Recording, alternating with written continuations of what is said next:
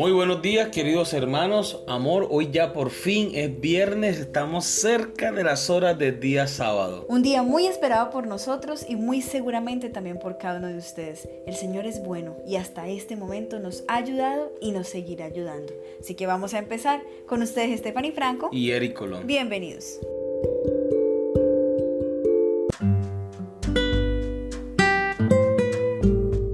Para estudiar y meditar. Lee Elena de White, El conflicto de los siglos, capítulo El lucero de la reforma, páginas 75 al 90, y el capítulo Un campeón de la verdad, páginas 135 a las 156. Queremos resaltar de esta lectura a los valdenses y Martín Lutero. Por una parte, los valdenses eran, los héroes de la fe, porque ellos arriesgaban su propia vida, llevando sobre sí fragmentos de la palabra de Dios para compartir con otras personas. Y es que recordemos que en su tiempo la Biblia fue removida y las personas no tenían acceso a la palabra de Dios, y los que compartían de la palabra de Dios eran perseguidos y eran puestos en cárceles o incluso los mataban. Exactamente, la palabra de Dios era prohibida para el vulgo, para el pueblo.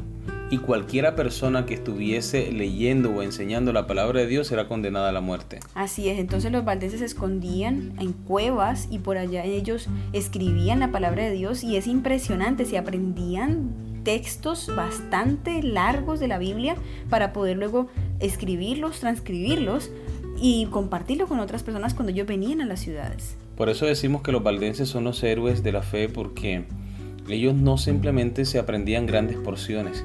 Sin exagerar, ellos podrían aprenderse capítulos, incluso libros enteros del Nuevo Testamento y del Antiguo para compartir su fe con otras personas. Incluso escuchaba a alguien alguna vez contando que estas personas tomaban fragmentos, piezas de las Sagradas Escrituras que ellos escribían y las escondían entre la comida para que no los descubrieran que iban a compartir la palabra de Dios con otras personas. Le debemos mucho a los valdenses, a su fe, a su valentía, a esa confianza que depositaron en Dios para que la palabra de Dios pudiera salir a la luz, para que pudiera ser enseñada, y gracias al esfuerzo de ellos, hoy nosotros podemos disfrutar de la lectura de la palabra de Dios. ¿Y qué podemos decir de Martín Lutero? Wow, un gran héroe. Él simplemente fue en contra de todo lo que había aprendido toda su vida cuando descubrió la verdad en la palabra de Dios. Noten algo interesante, que Martín Lutero no se propuso iniciar un movimiento revolucionario o de reforma. Sencillamente él era un sincero estudioso de la palabra de Dios y descubrió en el libro de Romanos la justificación por la fe. Lo único que él quería era que la iglesia reconsiderara la forma como estaba enseñando el perdón de los pecados, la salvación y otras doctrinas que no están en armonía con la palabra de Dios. Lo único que Lutero quería hacer era una reforma de la iglesia católica en ese momento, pero al ver que no recibió ningún apoyo de los clérigos, entonces por iniciativa propia empezó a publicar lo que él mismo había descubierto en la palabra de Dios. Es que él descubrió un tesoro y él sintió que no podía quedarse callado. Él sintió ese fuego en su interior de querer compartirlo y que otros también se dieran cuenta y que otros también conocieran a ese Dios que también él sentía que estaba con él. Esta iniciativa de Martín Lutero dio como resultado el movimiento protestante. Muchas personas que pertenecían a la iglesia tradicional salieron de sus filas para seguir a Lutero con este estandarte de la verdad de la palabra de Dios. Amén. Los métodos de estudio de la Biblia. Número 1. Seleccione para el estudio una versión de la Biblia que sea fiel al significado contenido de los idiomas en los cuales fue escrita originalmente la Biblia. Número 2. Elija un plan definido de estudio, evitando enfoques caprichosos que no conducen a nada. Número 3. Trate de captar el significado sencillo y más evidente del pasaje bíblico que se está estudiando. Número 4. Procure descubrir los grandes temas fundamentales de las Escrituras, tal como se encuentran en los textos individuales, los pasajes y los libros. Número 5. Reconozca que la Biblia es su propio intérprete y que el significado de las palabras y los pasajes se determina mejor al comparar diligentemente la Escritura con la Escritura. Número 6. Estudie el contexto del pasaje bajo consideración, relacionándolo con las oraciones y párrafos que le preceden y le siguen. Número 7. Tanto como le sea posible, averigüe las circunstancias históricas en las cuales fue escrito el pasaje por el escritor bíblico bajo la dirección del Espíritu Santo. Número 8. Determine el tipo literario que está usando el autor. Número 9. Reconozca que un texto bíblico determinado no necesariamente se conforma en cada detalle a las categorías literarias actuales. Número 10. Tome nota de la gramática y del orden de la oración para descubrir el significado que le dio el autor. Número 11. En conexión con el estudio del texto bíblico, explore los factores históricos y culturales. Número 12. Los adventistas creemos que Dios inspiró a Elena de White. Por consiguiente, sus exposiciones sobre un pasaje bíblico determinado ofrece una guía inspirada al significado de los textos. Número 13. Después de estudiar tal como se acaba de bosquejar, recurra a los diferentes comentarios y ayudas secundarias tales como obras eruditas para ver cómo han abordado otros con el pasaje. Número 14. Al interpretar la profecía, tenga en cuenta que, número 1. La Biblia afirma el poder de Dios para predecir el futuro. Número 2. La profecía tiene un propósito moral, no fue escrita simplemente para satisfacer la curiosidad acerca del futuro. Número 3. El centro de atención de muchas profecías está en Cristo, tanto en su primer advenimiento como en el segundo. Número 5. Las normas para interpretar profecía se encuentran dentro de la misma Biblia. Continuamos con la lectura. En su palabra, Dios comunicó a los hombres el conocimiento necesario para la salvación. Las Santas Escrituras deben ser aceptadas como una revelación autorizada e infalible de su voluntad. Son la norma del carácter, las reveladoras de doctrinas y las examinadoras de la experiencia. Sin embargo, el hecho de haber revelado Dios su voluntad a los hombres por medio de su palabra no anuló la necesidad que ellos tienen de la continua presencia y dirección del Espíritu Santo. Por el contrario, el Salvador prometió el Espíritu para abrir la palabra a sus siervos, para iluminar y aplicar sus enseñanzas. Y, como el Espíritu de Dios fue el que inspiró la Biblia, es imposible que alguna vez las enseñanzas del Espíritu sean contrarias a las de la palabra. Conflicto de los siglos, página 7. Preguntas para dialogar. Independientemente de la cantidad de traducciones de la Biblia que haya en tu idioma, ¿qué puedes hacer para aprovechar al máximo lo que tienes?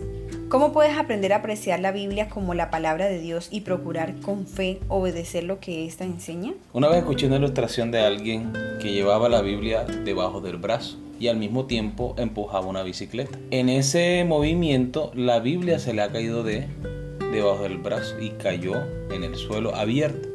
Entonces otro cristiano que lo vio por ahí y le dice: eres un irrespetuoso, no tienes temor de Dios, eres un pecador. Y la otra persona levanta su Biblia y dice: más pecado hay en tenerla y no leerla. Entonces, ¿cómo le sacamos el mayor provecho? No importa la versión que tengamos, no importa si está más apegada al original o no. Pienso que la mejor forma de sacarle provecho es leyéndola y poniendo en práctica los principios que encontramos en ella para nuestra vida. Sí, así es. Muchas veces tenemos la Biblia y simplemente no la aprovechamos, simplemente la dejamos allí. No debería ser así. Muy bien, segunda pregunta. Piensa en la diferencia entre lo que la palabra de Dios enseña acerca del origen de la humanidad, que fuimos creados por Dios en el sexto día de la creación, y lo que la misma humanidad enseña bajo el nombre de ciencia, que evolucionamos durante miles de millones de años. ¿Qué debería decirnos este enorme contraste entre ambas enseñanzas acerca de la importancia de atenernos a lo que la Biblia enseña y de cuán lejos puede llegar la humanidad cuando se aparta de la palabra de Dios y de lo que ésta enseña claramente? Quiero responder a esa pregunta con un texto bíblico que encontramos en Isaías capítulo 43, versículo 7. Dice el Señor en su palabra: todos los llamados de mi nombre, para gloria mía los he creado, los formé y los hice. Amén. Creer que Dios nos creó el sexto día, como dice la palabra de Dios, es obtener una identidad, un propósito por el cual hemos sido creados. Mientras que las personas que creen que fuimos creados por efecto de una explosión, llámese Big Bang o cualquier otra cosa como lo queramos mencionar, o por la teoría de la evolución, tienen un vacío existencial. No saben de dónde vienen ni para dónde van. No tienen un propósito definido en la vida. Tercera pregunta. ¿Qué herramientas bíblicas tienes disponible para ayudarte a comprender mejor la Biblia? E incluso si no tienes herramientas adicionales, ¿cómo puedes aprender a aplicar algunas de las lecciones aprendidas de esta semana sobre cómo interpretar la Biblia? Bueno, yo pienso que la herramienta más poderosa es la oración y la dirección del Espíritu Santo para comprender. Porque puedes tener muchas herramientas para estudiar la Biblia, pero si no tienes la inspiración del Espíritu Santo, difícilmente. Debemos siempre sentarnos en oración y con la dirección del Espíritu Santo para estudiar la Biblia. De ahí en adelante, con toda la tecnología que tenemos en esta era, el uso del computador y el acceso a internet, tenemos todas las herramientas posibles a nuestro alcance. Si somos diligentes y ponemos un poquito de empeño, podemos aprender a utilizar todas estas herramientas y sacarle mayor provecho al estudio de la palabra de Dios. Muy bien, nuestra pregunta final. A los israelitas se les dijo que les enseñen a sus hijos las grandes verdades que se les confiaban y que vez tras vez relatasen las historias de la conducción de Dios en su vida, como está en Deuteronomio capítulo 4, versículo 9. Más allá del beneficio obvio que implica transmitir la fe, ¿qué tienen la enseñanza y el relato de historias sobre la conducción de Dios en nuestra vida que tienden a aumentar nuestra fe? Es decir, ¿por qué el hecho de compartir la verdad bíblica con los demás también es beneficioso para nosotros? Eso me hace recordar un refrán bastante conocido y es el siguiente: la repetición constante de un mismo mensaje lleva inevitablemente a la acción. Por eso el Señor recomendó no simplemente a los del pueblo de Israel, sino a nosotros hoy: instruye al niño en su camino y cuando fuere viejo no se apartará de él. La palabra de Dios es poderosa, viva y eficaz y más cortante que una espada de doble filo. Cada vez que nosotros nos acercamos a la Biblia para estudiar, obtenemos grandes y ricas bendiciones. Por eso nosotros debemos ser constantes en el estudio de la palabra de Dios, para que mientras más leamos, vayamos perfeccionando nuestro carácter a la imagen de Jesucristo. Quiero añadir a lo que acabas de decir algo que siempre he escuchado como docente que soy, que cuando uno enseña, aprende 2 veces. Cuando nosotros enseñamos no solo a nuestros hijos, sino a otras personas, estamos aprendiendo más aún de eso que estamos enseñando.